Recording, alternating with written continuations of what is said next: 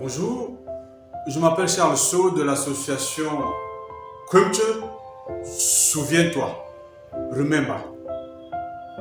Je prends la parole aujourd'hui pour vous parler d'une guerre invisible, absente de tous les documents officiels, y compris des manuels scolaires. Une guerre menée au Cameroun de 1954 à 1975 par là, qui a fait des centaines de milliers de morts. On a massacré des centaines de milliers de citoyens camerounais. Leurs corps étaient exposés sur le parvis de la mairie de Koussamba, jetés dans le Noun. Leurs têtes étaient tranchées au ras de la gorge et exposées à un carrefour à Bafoussam qu'on appelle le carrefour Makiza. Certains étaient exécutés par centaines, jetés dans les chutes de la Métier sur la route de Mouda. Et cet épisode de l'histoire de notre pays est passé sous silence. Et cet ouvrage que je vous présente, La guerre du Cameroun, écrit par Thomas Delton, Manuel Domer, Jacob Tatitsa, L'invention de la France-Afrique. C'est un ouvrage paru aux éditions La Découverte à Paris en 2016, décrit dans le détail ce qui s'est passé pendant cette période.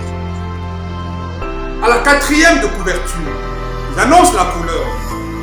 En pleine guerre froide, écrit-il, et alors que l'opinion française a les yeux tournés vers l'Algérie, la guerre du Cameroun, qui a fait des dizaines de milliers de morts, est à l'époque passée inaperçue. Elle a ensuite été effacée des mémoires par ceux qui l'ont remportée, les Français et leurs alliés camerounais. Le crime fut donc presque parfait. Les nouvelles autorités camerounaises ont repris les mots d'ordre de l'UPC pour vider l'indépendance de son contenu et la mettre au service de la France. Mais la mémoire revient depuis quelques années et les fantômes du Cameroun viennent hanter l'ancienne métropole, laquelle, de plus en plus contestée sur le continent africain, devra tôt ou tard regarder son passé en face. Dans cet ouvrage, on nous parle d'un fantôme. Ce fantôme, c'est un pilote d'hélicoptère. Il s'appelle Max Bardet. Qui est Max Bardet? Il est un baroudeur, un barbouze, quelqu'un qui a perpétré des massacres en Algérie. Et comme il était indiscipliné, on l'a affecté au Cameroun. Il a donc atterri à Douala en 1963. Il s'ennuyait dans la ville de Douala parce qu'il y avait le bar, il y avait l'aller en boîte avec sa femme. Et comme il avait besoin du sang, de l'odeur de sang, il a approché son capitaine qui l'a embarqué pour l'amener à l'ouest. Et Max Bardet, une ombre que Thomas Delton, Manuel Domer et Jacob Tatitsa ont eu du mal à retrouver, ils l'ont cherché partout.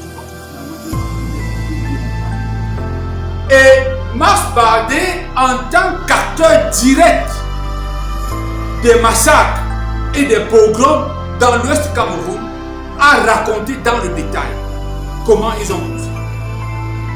À la page 20, il raconte un catalogue d'horreurs. Dans le récit qu'il nous livre, dont les épisodes les plus sombres sont absents de son ouvrage, il est question par exemple de vastes opérations contre des villages rebelles au cours de l'année 1963. Ils abattaient tout le monde, les femmes, les enfants, les hommes encore, ils les abattaient à la Kalachnikov. Mais les femmes, ils les abattaient, ils leur coupaient les seins, ils les éventraient, surtout pour les femmes enceintes. Que faisait le pilote pendant ce temps-là? Il survolait la zone et veillait à ce que personne ne s'échappe. Lorsque quelqu'un tentait de s'échapper, il alertait 2 fuyards au nord-ouest. Paf, un coup de gifle, 2 rafales de mitraillettes. Il fallait éviter que les fuyards aillent raconter ce qui s'est passé, précisait-il. Max Bardet dit avoir participé à 3 reprises à des opérations de ce type. Ces massacres contrôlés, comme il les appelle, auraient causé la mort de près de 1500 personnes seulement dans ces 3 sorties. Le pilote évoque aussi le bénage, nous sommes toujours à la page 20, qui consistait à jeter dans les rivières les gens fraîchement assassinés. Quand on me l'a raconté au début, dit-il, je n'y croyais pas. Mais j'ai vu des centaines et des centaines de cadavres. Ce n'était que des os jetés dans le Noun. Mais merde, c'était la vérité. Ce qui surprend dans le récit de Bardet, c'est qu'il semble avoir développé une sorte de philosophie des massacres. Page 21. Il en distingue deux variétés en fonction de la méthode employée. Massacrer des gens, ça peut se comprendre. Quand vous les massacrez, comment dirais-je proprement? Vous abattez les gars à la Kalachnikov ou à la mitrailleuse, vous les mettez en rang et tic tac tac tac, ils sont tous. Mais quand vous massacrez des gens à la machette, pour le plaisir, c'était pour le plaisir. Qu'est-ce que ça peut apporter?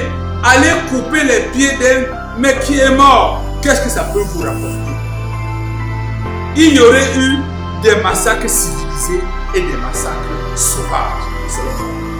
Bardet ne dit pas dans quelle catégorie il place l'utilisation des grenades de phosphore jetées depuis l'hélicoptère sur les maquisards en fuite, dont son capitaine était un adepte fervent.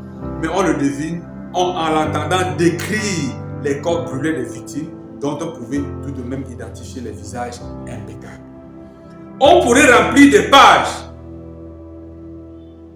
les stupéfiantes aventures de Mars Bardet. Cet ouvrage, lorsque vous le lisez, vous avez foi au nous par rapport à ce qui s'est passé dans notre pays. Et par rapport surtout au fait que tout le monde a fait silence sur ce qui s'est passé dans notre pays. L'association Culture, souviens-toi, souhaite retrouver quelques-unes des victimes de ce massacre. Souhaite mettre des noms et des visages sur ce qui s'est passé. Nous voulons créer une stèle, mettre un monument, créer un lieu de souvenir au chute de la Métier, au Carrefour Makiza à Bafoussam, sur le parvis de la mairie de Konsamba, pour le souvenir. Pour que ceux qui viendront après nous sachent ce qui s'est passé. Parce que de toutes les façons, l'histoire reviendra. Ceux qui s'obstinent à ne pas voir leur passé s'exposent à leur vie, avait expliqué Élie Michel lorsqu'il parlait de l'objectif de l'association Culture n'est pas de retourner le couteau dans la plaie, non. Ni de provoquer qui que ce soit, non. Ni de créer la moindre polémique, non. C'est d'apaiser la conscience. C'est de guérir ceux qui souffrent encore de ce traumatisme. C'est de provoquer ce qu'on appelle la catharsis, c'est-à-dire la purgation des souffrances approfondies. Le rôle de l'association Culture, c'est de faire comme on fait ailleurs. C'est-à-dire que, par exemple, il y a un mémorial pour le génocide rwandais qui raconte les raisons, les causes de ce génocide. Il y a la tombe du soldat inconnu en France, sur laquelle une flamme brûle 24 heures sur 24. Il y a le World Trade Center où les Américains ont reconstruit un monument en souvenir de ceux qui sont morts ce 11 septembre. Nous souhaitons que l'archéologie de la mémoire permette de jeter des passerelles entre la mémoire des historiens et celle des témoins dont certains sont encore là. Le 15 janvier 2023, nous organisons une conférence aux abords des chutes de la Métier pour les activités de lancement de l'association Culture. À cette occasion, la thématique développée sera la suivante.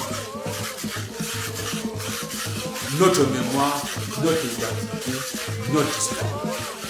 Nous voulons, par cette conférence, rappeler la piqûre, juste rappeler aux gens. Passons là. À cette occasion, nous ferons un tour de deuil symbolique. Ce sera le premier acte que nous poserons pour organiser les funérailles de ces centaines de milliers de personnes qui sont décédées, mais qui ont refusé de partir et qui errent à la surface de nos vies en attendant qu'on les pleure, en attendant qu'on organise leur funérailles et qu'on mette en place un stèle pour les sortir de la vie. Je vous remercie.